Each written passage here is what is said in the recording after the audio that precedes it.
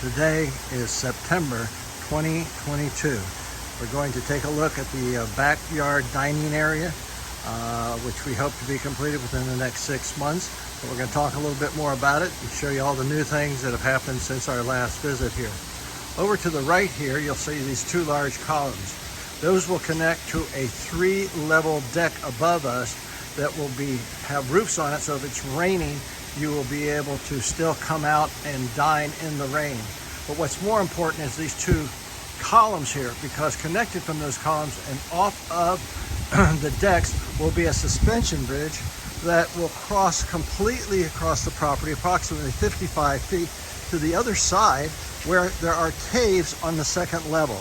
That will allow you to traverse back and forth in front of the large waterfalls and still come to the restroom over here, as well as use the restrooms back. We are now going back through the Bleeding Heart Bridge, which you can see has tremendously grown since last year. And it's the Bleeding Heart Bridge because we have bleeding hearts here. And this is how you're going to enter into the dining area for the outside dining part. We will talk about each of the individual items of what we have done. If you'll notice on the ground here, we have pavers. These came out of the street of St. Augustine. I'm guessing around the 17, 18, maybe early 1900s, because they have a number of the different kilns that these bricks were made of, and we found these on the property. Now you'll also notice there's some orange stained concrete here, as well as some yellow and orange stained on the other side. We'll talk about the blue later. Those will be where all the tables will be. And I believe we can handle about 100 plus out here just in this area alone. Now, our first item I want to show you is our water wheel. In the old days, of course, it would be grinding meal or something. For us, it's going to be a mixture of clockworks and gears to give it a piece of artistic look. You also notice right where the slough is, there's also another waterfall, which is approximately 15 feet off the ground.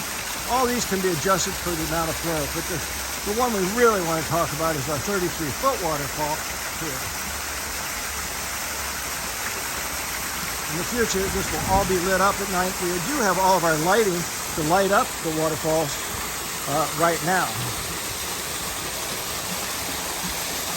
So, we gave you a quick peek of inside the caves.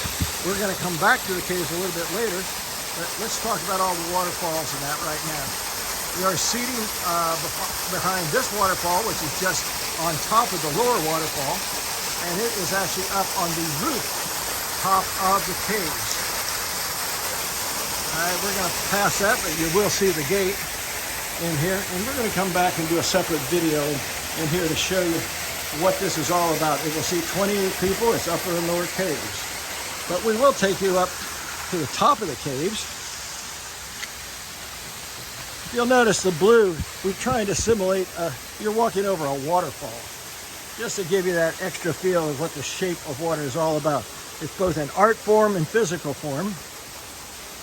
This is one of our trees here that attaches to the waterfall. Let me take a look out here. This is another little waterfall. It's a trickle waterfall while you're eating behind it. And again, what a great place to stand and have your favorite cocktail as you look out on the rest of the property. Let's kind of go back here, show you this upper deck area here. This is going to have a combination of eating tables and lounge chairs. So you may just want to come up here for a drink and an appetizer, or you may want to come up here to eat. We're just going to kind of walk around a little bit. Again, we have a couple of tables, a couple of stools. We made our top rail big enough so you can just stand up and have your favorite beverage, or maybe a little snack over here. This is some unfinished work here that we're planning on making columns, and if it works out, maybe a year from now, and the county allows this to happen, we are going to have a tree house up here that'll seat about 12 to 16 people you'll be able to eat in. And the stairs coming across the back. We don't know, that's still on the drawing board. All right, now we're going to go back down our stairs and talk about some of the other things. But as we're going down, if you'll notice to my left, this is our largest waterfall. It's putting out about 18,000 gallons an hour. It's 32 feet long. And you'll see pieces of artwork here that I've been working on for a while. I've still got to finish the fingers and the hands there. All right, we'll continue to come down.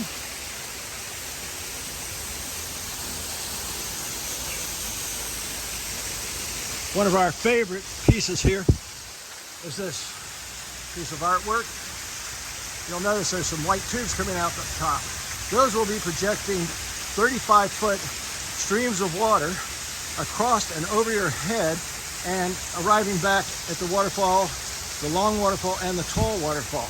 It'll be on fire at the top. That's what we call it, our fire rain tree. It's lit up in the middle. And here is one of the cool parts about it, and I don't have it on right now, but if you look down, you can barely see it. We'll turn it on our next video. Yeah, it's real hard to see with the reflection here. But anyhow, it's an 8-foot whirlpool with a 2-foot drop, which is kind of cool. Again, we're over here. The blue here is going to be our dance floor. Our big problem, of course, is leaves and debris coming, and that's our bandshell across there. This is the Poetry Lagoon. Poetry Lagoon. It will be covered with glass, or actually plexiglass, that a couple of couples can slow dance on, or maybe even fast dance, and then the rest of the people, of course, be out here. And we can open it up into the dining area if need be later on in the evening.